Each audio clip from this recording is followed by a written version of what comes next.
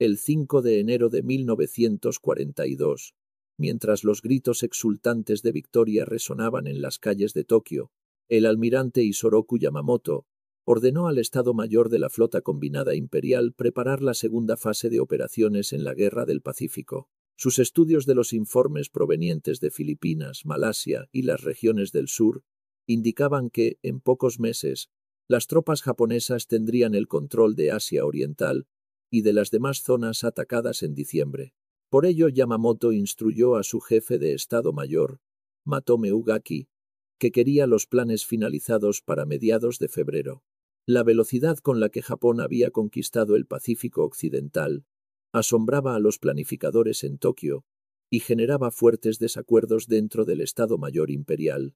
Los nacionalistas más fervientes deseaban avanzar mientras Japón siguiera siendo victorioso, sin importar cuán lejos los llevaran sus operaciones.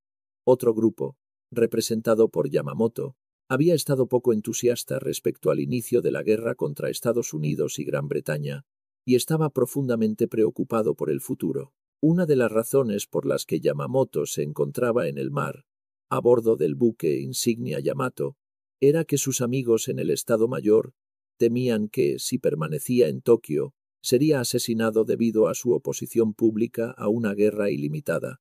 Aún entonces, sus opiniones no eran un secreto para quienes lo rodeaban. Su jefe de Estado Mayor, el almirante Ugaki, escribió en su diario la necesidad de actuar con visión de Estado después de este primer mes de gloriosa victoria, palabras que Yamamoto repetía para advertir que Japón no podía enfrentarse a las potencias occidentales y esperar ganar a largo plazo. Su crítica abierta a los políticos se dirigía al príncipe Konoe y a otros líderes que, según él, no comprendían qué tipo de guerra debía librar Japón en el Pacífico.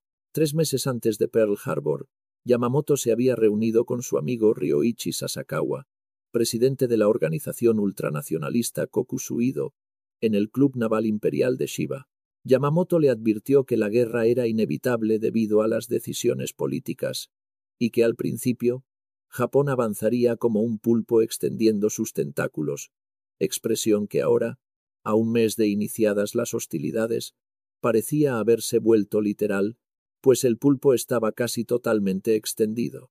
Sin embargo, Yamamoto también había advertido que esa euforia no duraría. El momento de tomar una decisión política, afirmó, llegaría cuando Singapur cayera, pues tal desastre afectaría a los británicos en India, quienes estarían más dispuestos a escuchar propuestas de paz. Yamamoto conocía bien a los británicos, ya que había formado parte de las delegaciones a las conferencias navales de Londres de 1930 y 1934, y conocía igualmente a los estadounidenses tras servir como agregado naval en Washington entre 1926 y 1928. Coincidía en que, una vez que los políticos iniciaran la guerra, se debía lograr una gran victoria con rapidez, pero también creía que Japón tendría solo 1 año y medio para disfrutar de esa gloria, y que durante ese periodo debía alcanzarse un acuerdo de paz. Así se lo comentó a Sasakawa, esperando que éste transmitiera sus ideas a los líderes de derecha que estaban en el poder. Para el 5 de enero la victoria parecía cercana. La flota de acorazados estadounidense había sido neutralizada en Pearl Harbor. Los acorazados británicos Repulse y Prince of Wales habían sido hundidos frente a la costa de Malasia. Manila y la base naval estadounidense de Cavite habían caído. Hong Kong se había rendido, y las fuerzas japonesas avanzaban hacia nuevos desembarcos en las Indias Orientales holandesas, Rabaul, Nueva Irlanda, Ambae y las Islas Salomón. Sin embargo, el ataque a Pearl Harbor no había logrado destruir los portaaviones estadounidenses, que se encontraban en el mar y constituían una amenaza constante. Yamamoto creía que era necesaria una acción espectacular y no esperaba la caída de Singapur sino hasta dentro de 5 o 6 meses, lo cual finalmente ocurrió el 15 de febrero, así que pensó que debía actuar en otra dirección para crear las condiciones de una futura negociación. Pero para sus planificadores la pregunta seguía siendo dónde golpear a continuación. La cuestión para los planificadores era decidir dónde golpear después, y el ejército vetó la propuesta de Yamamoto de atacar a la Unión Soviética, pues tal guerra sería librada casi exclusivamente en tierra, y el ejército ya estaba fuertemente comprometido en China y el sudeste asiático. Así surgieron tres alternativas más. La favorita de Yamamoto consistía en lanzar una ofensiva en el Océano Índico, invadir Ceilán, obligar a la flota oriental británica a salir a combatir y destruirla, del mismo modo que había destruido a los buques estadounidenses en Pearl Harbor, para luego avanzar hacia Oriente Medio y unirse a los alemanes que empujaban en dirección a los campos petrolíferos soviéticos del Cáucaso, lo que garantizaría al Japón el petróleo necesario para sus operaciones navales. Pero el ejército se negó a considerar una operación en Oriente Medio, y solo quedaron dos planes. El primero, promovido por el Estado Mayor Naval en Tokio, proponía atacar a Australia para privar a los estadounidenses de una base avanzada desde la cual operar. Tras avanzar por las Islas Salomón, la Armada ocuparía Nueva Guinea, Nueva Caledonia, Fiji y Samoa. Los defensores de este plan incluso estaban organizando administraciones de ocupación para Australia y Nueva Zelanda. Sin embargo, a Yamamoto no le agradaba la idea, pues pensaba que tomaría demasiado tiempo y que, aun logrando el objetivo, no tendría la espectacularidad necesaria para frenar a los estadounidenses.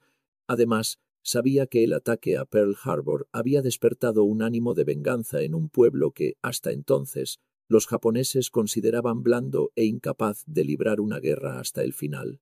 Le resultaba evidente que ni siquiera la caída de Singapur detendría a los estadounidenses, y Yamamoto deseaba una victoria que permitiera a Japón ofrecer una rama de olivo.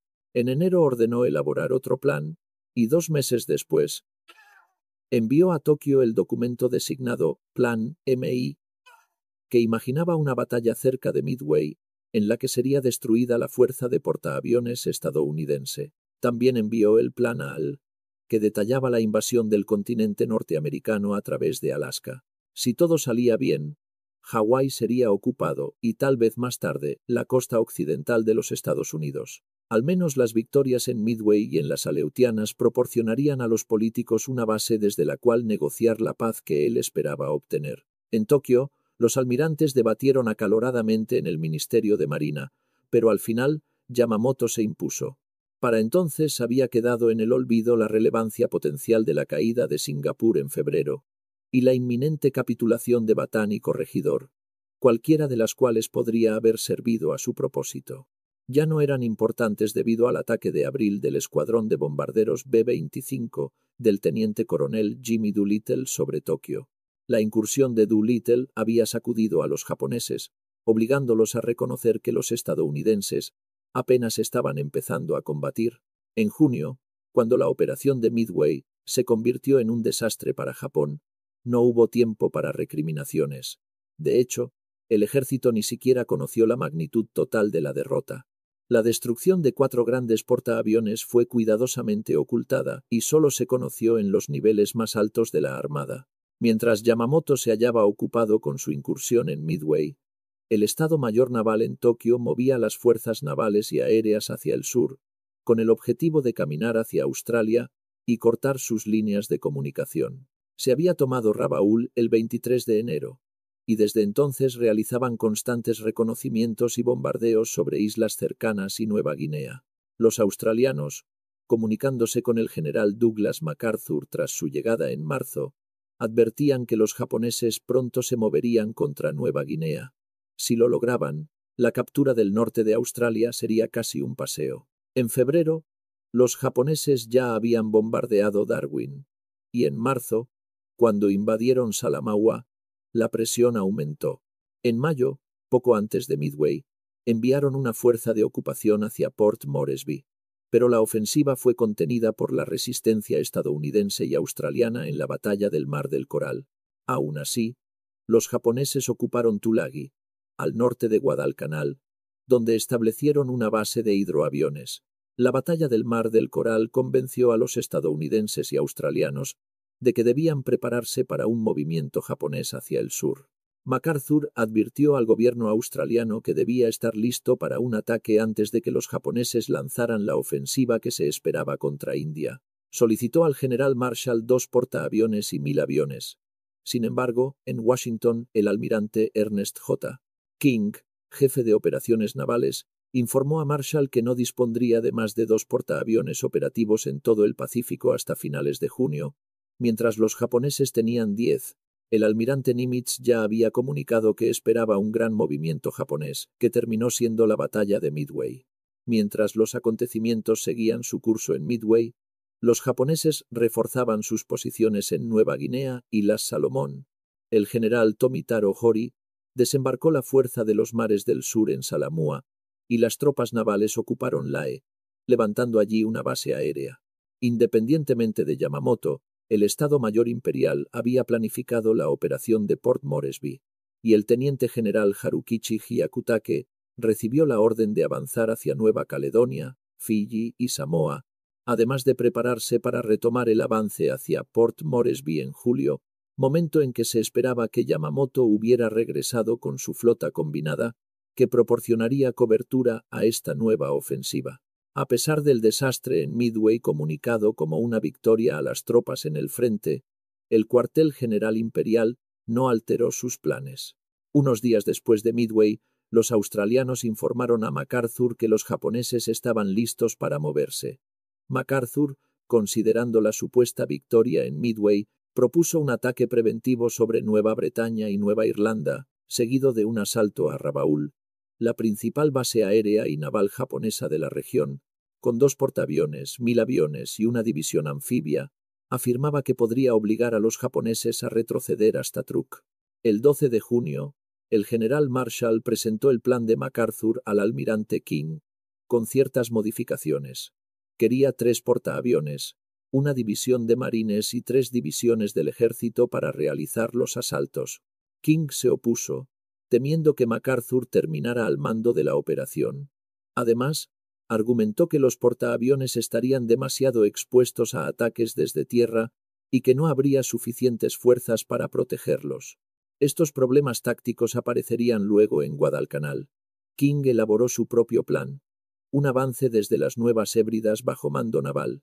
MacArthur objetó que sus tropas del ejército quedaran bajo mando naval, pero todos coincidían en la necesidad de detener a los japoneses antes de que alcanzaran Nueva Guinea y se prepararan para atacar Australia. La cuestión para los jefes conjuntos era quién mandaría la operación. Asignaron la primera fase tomar las islas Santa Cruz, Tulagi y posiciones adyacentes a King. Guadalcanal era para ellos solo un punto en el mapa, sin valor táctico conocido. La segunda fase, que incluía limpiar el resto de las Salomón, Rabaul y Nueva Guinea, quedaría a cargo de MacArthur. Los jefes conjuntos aceptaron el plan de King porque requería menos recursos, y miles de tropas ya estaban entrenando en Nueva Caledonia. King también había logrado que el general Arnold enviara escuadrones de la USAAF a esa zona, reforzado Samoa y Efate en las Nuevas Hébridas, y proyectado abrir una base en Tonga. El almirante Wilson Brown, cuya indecisión durante la crisis de Wake había molestado a King, fue enviado a San Diego para dirigir el comando de entrenamiento anfibio, encargado de desarrollar nuevas técnicas para la guerra en islas. El contraalmirante Richmond Kelly Turner, jefe de planes de King, propuso 3 etapas. Sostener la línea en el Pacífico Sur mientras se entrenaban fuerzas anfibias, luego lanzar una ofensiva combinada de Estados Unidos, Australia y Nueva Zelanda a través de las Salomón hasta el archipiélago Bismarck y las islas Almirantazgo, y finalmente tomar las Carolinas y las Marshall antes de avanzar hacia las Indias Orientales holandesas o las Filipinas. King aprobó el plan y trajo al vicealmirante Robert L. Gormley desde Londres para encabezar el comando del Pacífico Sur. Todo esto se organizó antes de que los japoneses comenzaran su ofensiva sobre Port Moresby y Tulagi. Gormley partió de Washington el 1 de mayo y asumiría oficialmente el 19 de junio, pero antes debía presentarse ante Nimitz en Pearl Harbor. Cuando llegó allí, la ofensiva japonesa en el Pacífico Sur ya estaba en marcha. A medida que los acontecimientos avanzaban, la ofensiva japonesa se extendía hacia el área de Nueva Guinea y las Salomón. Las fuerzas navales habían tomado Rabaul el 23 de enero, y desde entonces realizaban constantes reconocimientos aéreos y bombardeos contra otras islas y Nueva Guinea. Para los australianos, que comunicaban su creciente preocupación al general Douglas MacArthur desde su llegada en marzo, era evidente que los japoneses pronto se moverían contra Nueva Guinea. Si tenían éxito, la ocupación del norte de Australia sería casi un paseo para ellos. En febrero, los japoneses ya habían bombardeado Darwin, y en marzo, cuando invadieron Salamaua, el ritmo se aceleró. En mayo, poco antes de la batalla de Midway, enviaron una fuerza de ocupación hacia Port Moresby, pero esta fue rechazada por la feroz defensa estadounidense y australiana en la batalla del Mar del Coral. A pesar de ello, los japoneses ocuparon Tulagi, al norte de Guadalcanal, y construyeron allí una base de hidroaviones. La batalla del Mar del Coral convenció tanto a los planificadores en Washington como a los australianos de que debían prepararse para un movimiento japonés hacia el sur. MacArthur advirtió al gobierno australiano que debía estar listo para un ataque antes que cualquier ofensiva japonesa esperada contra la India. Envió un cable al general Marshall solicitando 2 portaaviones y 1000 aviones, pero en Washington, el almirante Ernest J. King, jefe de operaciones navales, informó a Marshall que hasta finales de junio solo tendría 2 portaaviones operativos en todo el Pacífico, mientras que los japoneses tenían 10. El comandante de la flota del Pacífico, Chester W. Nimitz, ya había dado advertencias de que esperaba un gran movimiento japonés, que resultó ser la operación de Midway. Mientras se desarrollaban los acontecimientos en Midway, los japoneses aumentaban sus fuerzas en la zona de Nueva Guinea y las Salomón. El general mayor Tomitaro Hori desembarcó la fuerza de los mares del sur en Salamaua, y las tropas navales ocuparon la donde comenzaron a construir una base aérea. Independientemente del almirante Yamamoto, el Estado Mayor Imperial había planificado la operación de Port Moresby, y el teniente general Harukichi Hyakutake recibió la orden de avanzar hacia Nueva Caledonia, Fiji y Samoa, y de prepararse para reanudar el ataque contra Port Moresby en julio, cuando se esperaba que Yamamoto hubiera regresado con su flota combinada, que debería proteger este nuevo avance. A pesar de la derrota en Midway, presentada como victoria a las tropas en el frente, el cuartel general imperial no alteró sus planes. Días después de Midway, los australianos informaron a MacArthur que los japoneses estaban listos para moverse. MacArthur, considerando la supuesta victoria en Midway, sugirió a los aliados realizar un ataque preventivo sobre la región de Nueva Bretaña y Nueva Irlanda, y luego un asalto sobre Rabaul, la principal base naval y aérea japonesa en el área. Con 2 portaaviones, 1000 aviones y una división anfibia, MacArthur afirmaba que obligaría a los japoneses a retroceder hasta Truk. El 12 de junio, el general Marshall presentó el plan de MacArthur al almirante King, con algunas modificaciones. Quería 3 portaaviones en lugar de 2, una división de marines y 3 divisiones del ejército para realizar los asaltos. King se opuso a la idea porque colocaría a MacArthur al mando de la operación. Sus demás objeciones eran adicionales. Los portaaviones serían vulnerables a ataques desde tierra y no tendrían suficiente protección. Como se demostraría después, la Marina tendría que enfrentar ambos problemas en Guadalcanal. King desarrolló su propio plan, una ofensiva desde las Nuevas Hébridas bajo mando naval. MacArthur se opuso a que sus fuerzas del ejército quedaran bajo mando de la Marina, pero era evidente para todos que era imprescindible detener a los japoneses antes de que tomaran Nueva Guinea y se prepararan para atacar Australia. El problema para el Estado Mayor Conjunto era decidir quién mandaría la operación. La fase 1, tomar las islas Santa Cruz, Tulagi y posiciones adyacentes, se asignó al almirante King. Guadalcanal era solo un punto en el mapa, sin valor táctico conocido, y ni siquiera aparecía mencionada en el plan del JCS.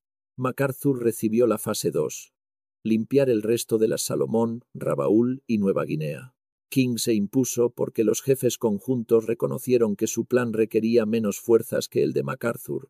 Miles de tropas estaban entrenando en Nueva Caledonia, y King había persuadido al general Arnold de enviar varios escuadrones de la USAF a ese lugar. También reforzó Samoa y Efate en las Nuevas Hébridas y planeó establecer una base en Tonga. El almirante Wilson Brown, cuya indecisión durante la crisis de Wake había irritado a King, fue enviado a un nuevo comando de entrenamiento anfibio en San Diego, donde él y el general de división de marines Holland Smith debían desarrollar nuevas técnicas de guerra insular. El contraalmirante Richmond Kelly Turner, jefe de planes de King, sugirió una estrategia en 4 etapas: mantener la línea defensiva en el Pacífico Sur mientras se entrenaba a las fuerzas anfibias, luego lanzar una ofensiva combinada de Estados Unidos, Australia y Nueva Zelanda a través de las Salomón hacia el archipiélago Bismarck y las Islas Almirantazgo, en la tercera fase tomar las Carolinas y las Marshall, y finalmente avanzar hacia las Indias Orientales holandesas o las Filipinas. King aprobó el plan, que reflejaba su propia visión, y organizó el traslado del vicealmirante Robert L. Gormley, observador naval en Londres, para asumir el mando del Pacífico Sur. Todo esto se llevó a cabo incluso antes de la ofensiva japonesa sobre Port Moresby y Tulagi. Gormley partió de Washington el 1 de mayo y tomaría el mando el 19 de junio, pero antes debía pasar por Pearl Harbor y presentarse ante el almirante Nimitz, su superior directo. Cuando llegó allí, la ofensiva japonesa en el Pacífico Sur ya había empezado.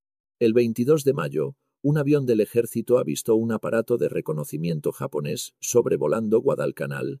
La inteligencia del ejército dedujo que Japón se preparaba para construir un aeródromo allí. El 25 de junio se informó que el área central de la isla había sido quemada y que se instalaban tiendas. Además, se construía un muelle en Lunga. 6 días después, un vigía australiano en Guadalcanal confirmó que la construcción del aeródromo solo esperaba la llegada de unidades de ingenieros japoneses, e incluso conocía los nombres: la 11ª y 13ª Fuerzas Pioneras, equivalentes a las unidades estadounidenses de construcción naval.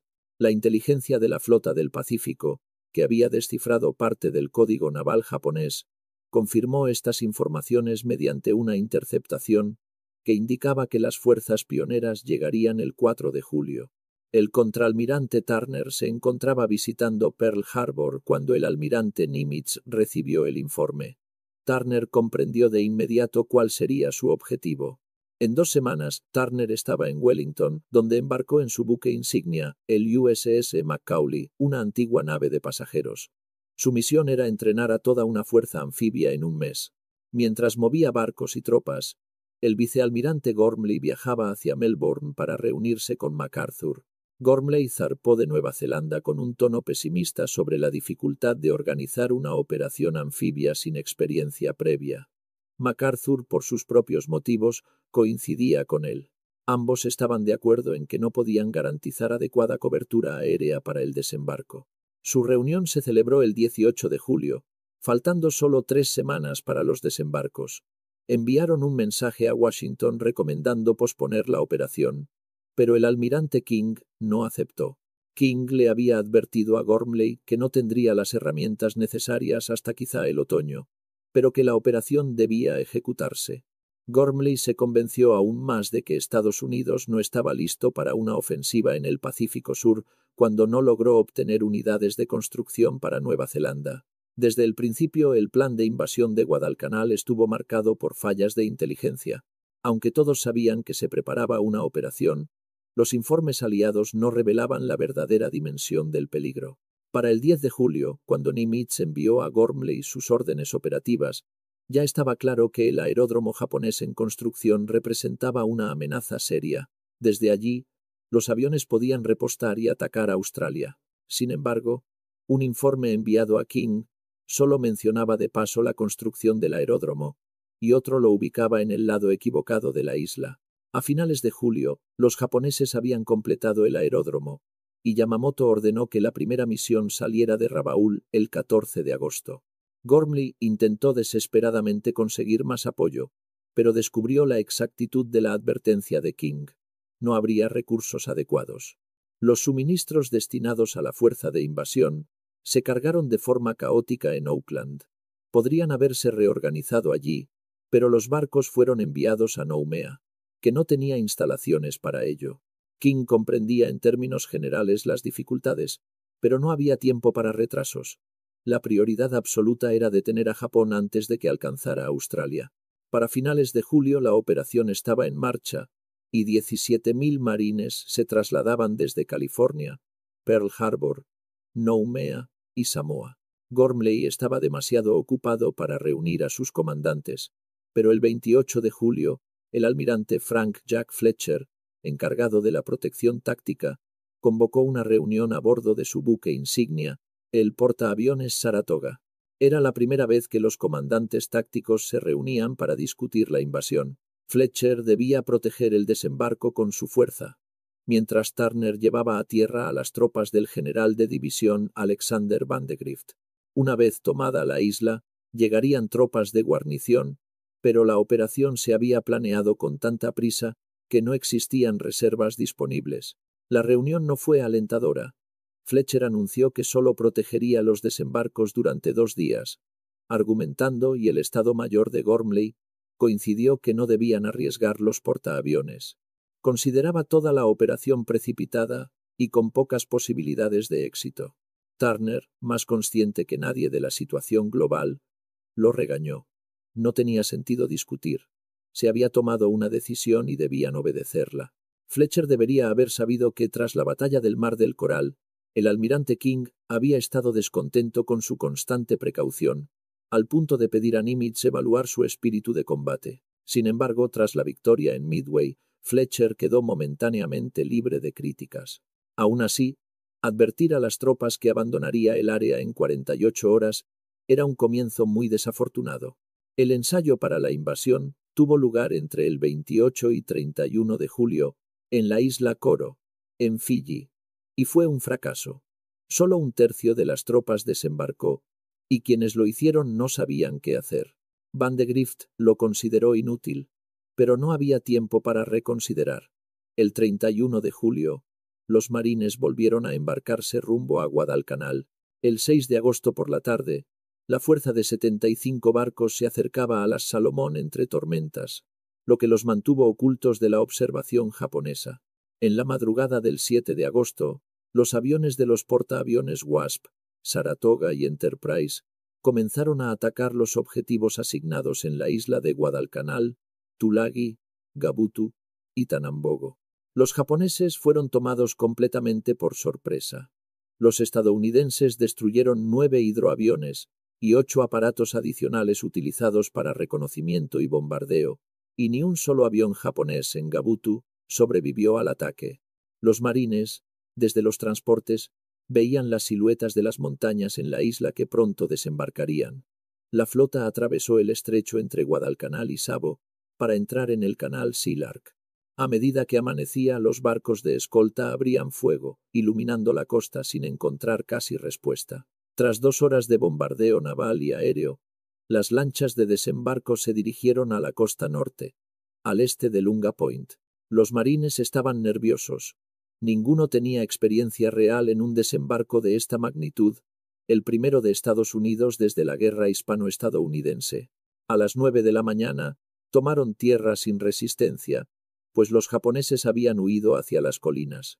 Encontraron barracones intactos, camas sin usar y una mesa puesta con arroz, carne y ciruelas cocidas, con cuencos a medio comer y palillos tirados sobre esteras, evidencia de que el enemigo había escapado precipitadamente por el bombardeo. Aunque el avance en Guadalcanal fue fácil, los marines pronto descubrirían que la lucha sería mucho más dura en otras islas. En Tulagi, el batallón de asalto del coronel Merritt Edson y el 5º batallón del 2º regimiento de marines se enfrentaron a fuerte resistencia. Unos 250 japoneses, pertenecientes al destacamento de la base aérea de Yokohama, veteranos experimentados, estaban atrincherados en la isla. Edson, cuyos raiders eran tropas de élite entrenadas bajo condiciones durísimas, avanzó por un terreno denso, repleto de árboles bajos, lianas y bugambillas llenas de espinas. Tras 3 horas de abrirse paso por el bosque hasta la cresta central de la isla, los marines se toparon con las defensas japonesas, compuestas por parapetos de roca, cuevas, nidos de ametralladoras y campos de fuego cruzado. Para avanzar debían trepar por acantilados y arrojar dinamita y granadas dentro de las cavidades. En una de ellas mataron a 17 japoneses antes de entrar a recuperar un radio, momento en que 2 sobrevivientes abatieron a un marine y a otro que lo siguió. A lo largo de la cresta, una compañía sufrió un 15% de bajas en las primeras horas. Los francotiradores japoneses, escondidos en árboles y edificios, disparaban desde atrás tras dejar pasar a la vanguardia estadounidense, táctica que provocaba muchas bajas antes de que pudieran ser eliminados. Al anochecer, los marines se detuvieron frente a un barranco angosto y profundo, que antiguamente había sido un campo de cricket británico, convertido ahora en una fortaleza con posiciones cavadas en las laderas. Esa noche, los japoneses lanzaron un contraataque desesperado, infiltrándose entre 2 compañías y rodeando a una de ellas. La lucha fue feroz.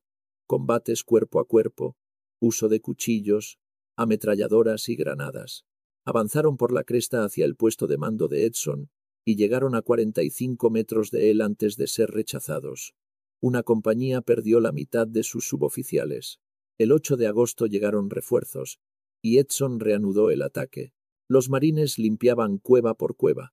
En una hallaron 35 cuerpos, algunos en descomposición, otros recién abatidos. Este comportamiento, resistir hasta el último hombre, reveló a los marines la determinación japonesa. Rendirse no era una opción. Los japoneses que se entregaban en Guadalcanal eran casi siempre trabajadores, no tropas de combate. En otra cueva, 3 oficiales japoneses, quedándoles solo una pistola con 3 balas, se suicidaron. Uno mató a los otros 2, y luego a sí mismo. También hubo casos de japoneses que fingieron rendición para activar granadas o sacar armas ocultas, lo que llevó a los estadounidenses a dejar de aceptar rendiciones. Tulagi quedó bajo control estadounidense ese mismo día, aunque algunos francotiradores sobrevivientes siguieron hostigando hasta ser eliminados. En las islas de Gabutu y Tanambogo la lucha fue aún más brutal. Las colinas de unos 45 metros, dominando las playas, estaban llenas de nidos de ametralladoras y posiciones defensivas, lo que colocaba a los marines en grave desventaja. En las primeras oleadas, los japoneses dispararon con intensidad. La tercera oleada fue alcanzada incluso antes de tocar tierra. Los marines habían desplegado tanques, pero los japoneses se lanzaron contra ellos con cuñas, barras, granadas y trapos empapados en gasolina. Un comandante de tanque abrió la escotilla y abatió a 23 soldados enemigos antes de ser asesinado por un japonés que logró escalar el blindado y apuñalarlo con una bayoneta. Otro japonés arrojó trapos en llamas dentro del tanque, incendiándolo. Al caer la tarde, se trajeron refuerzos desde la isla Florida debido a las numerosas bajas. Se intentó asegurar la calzada que conectaba Gabutu y Tanambogo. Antes del asalto, un bombardeo naval iluminó accidentalmente un depósito de combustible, dejando a los marines expuestos sobre la playa como si fuera mediodía. 2 lanchas lograron desembarcar, pero el timonel de la tercera fue abatido y la embarcación giró hacia mar abierto. Las otras lanchas la siguieron, creyendo que las órdenes habían cambiado. Los hombres de las primeras lanchas quedaron atrapados, protegiéndose solo detrás del muelle mientras las ametralladoras japonesas los castigaban. El capitán Crane y 5 hombres quedaron aislados, ocultándose hasta que pudieron volver a la playa después del repliegue japonés. No fue hasta las 4 de la mañana del 8 de agosto que nuevos refuerzos lograron asegurar la calzada. En total, los 500 japoneses de ambas islas murieron. No quedó ninguno con vida. Al amanecer del 7 de agosto, la estación de radio de Tulagi transmitió a Rabaul las primeras noticias del ataque estadounidense. Los pilotos japoneses que se preparaban para bombardear Nueva Guinea cancelaron sus misiones y despegaron hacia Guadalcanal. Recibieron pronto la noticia de que la flotilla de hidroaviones había sido destruida y que la comunicación con Tulagi se había perdido, lo que significaba que la base había caído. A las 8:30, 27 bombarderos Betty y 18 cazas Cero partieron hacia Guadalcanal, encontrándose con cazas estadounidenses. Hubo intensos combates en los cielos y varios aviones de ambos bandos fueron derribados. Los bombarderos, fáciles de atacar, sufrieron enormes pérdidas, mientras que los Cero maniobraban con superioridad frente a los F-4F Wildcat estadounidenses. Pilotos como Saburo Sakai demostraron su pericia, aunque también sufrieron daños considerables. Sakai, gravemente herido por el fuego de los artilleros de un SBD, logró regresar a Rabaul antes de desmayarse. Aunque el Zero era superior en maniobrabilidad y trepada, el Wildcat era más resistente y podía soportar gran castigo. Los estadounidenses aprendieron rápidamente nuevas tácticas defensivas, como el movimiento en tijera entre pares de cazas, que les permitía concentrar fuego y protegerse mutuamente. Para la noche del primer día, la posición estadounidense en Guadalcanal parecía firme. 11.000 marines habían desembarcado y tomado posiciones cerca del aeródromo. Los japoneses parecían haber desaparecido en la jungla, y solo un prisionero afirmaba que solo había unos 600 soldados de combate y 1.400 trabajadores. Sin embargo, el almirante Fletcher, preocupado por las pérdidas de sus aviones, solicitó retirarse con los portaaviones. Sin esperar respuesta de Gormley, se retiró, dejando a las tropas estadounidenses sin cobertura aérea embarcada. El almirante Turner comprendió lo peligroso de la situación, pues el número de aviones enemigos aumentaría rápidamente.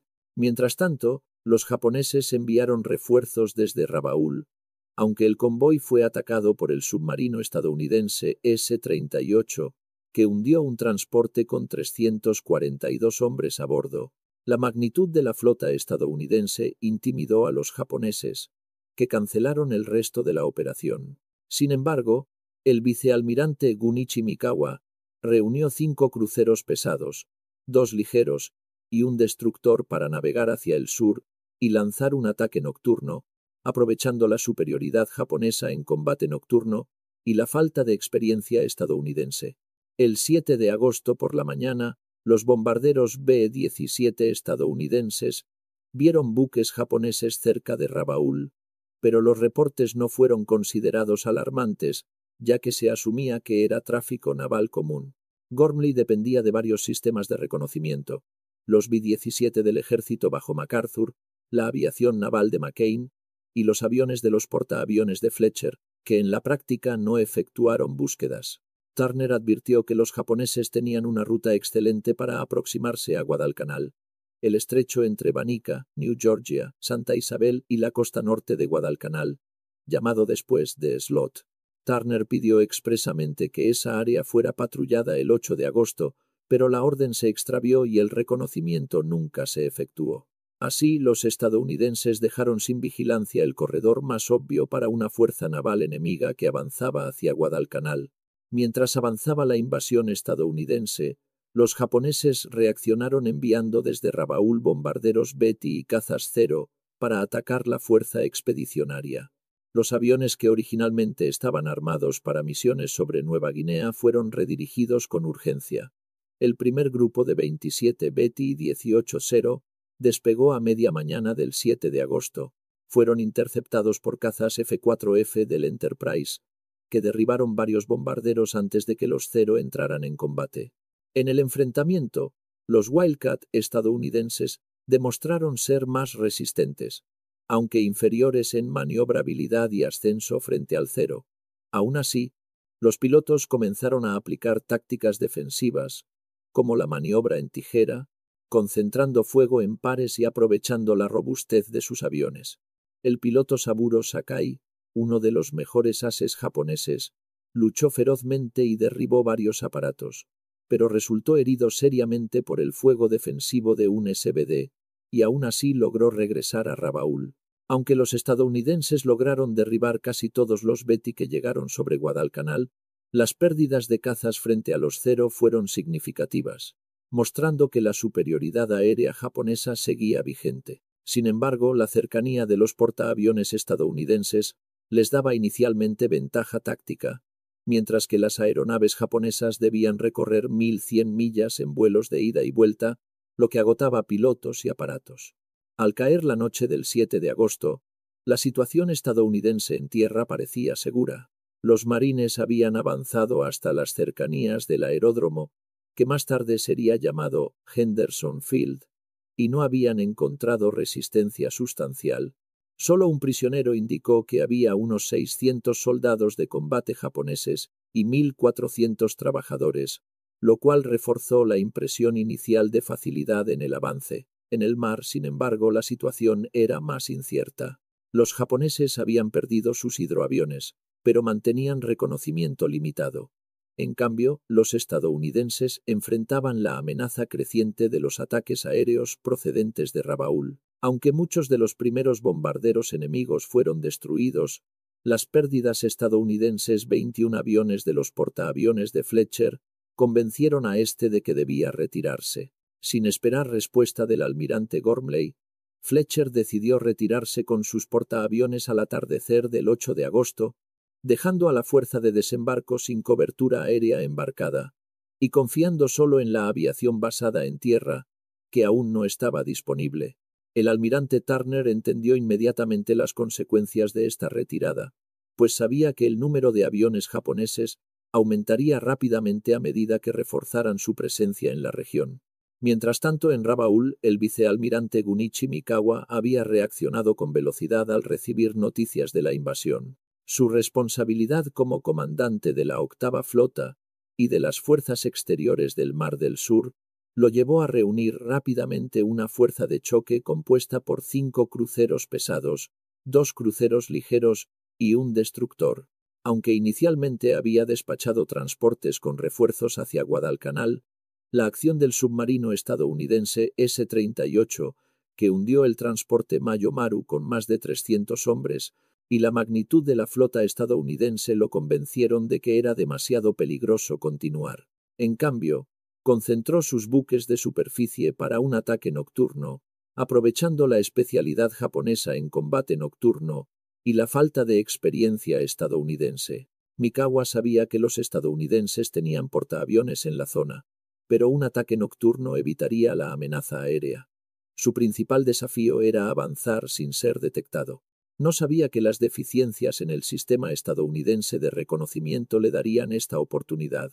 Para conocer los movimientos navales enemigos, los estadounidenses dependían de búsquedas aéreas del ejército, los B-17 bajo el mando de MacArthur, de la aviación naval basada en tierra del almirante McCain, compuesta por PBI y tenders, y de los aviones de los portaaviones de Fletcher, aunque estos últimos casi no realizaron misiones de búsqueda debido a la preocupación por conservar fuerzas. Cuando los B-17 avistaron buques japoneses moviéndose hacia el sur desde Rabaul, los informes no recibieron suficiente atención, pues se asumía que era un tráfico normal de buques en una base activa.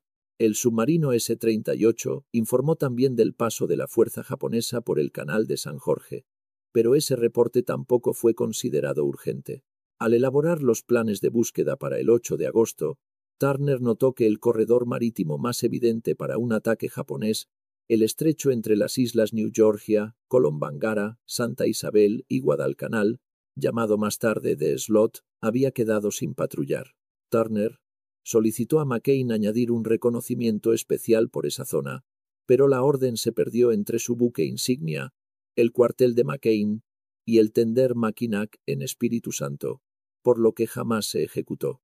Así, el 8 de agosto, los estadounidenses dejaron sin vigilancia el acceso más directo para que Mikawa se acercara sin ser visto. Mientras la fuerza japonesa avanzaba silenciosamente entre las islas bajo la cobertura de la noche, la flota estadounidense permanecía confiada, sin saber que un ataque devastador se aproximaba por el corredor que sus patrullas no habían cubierto.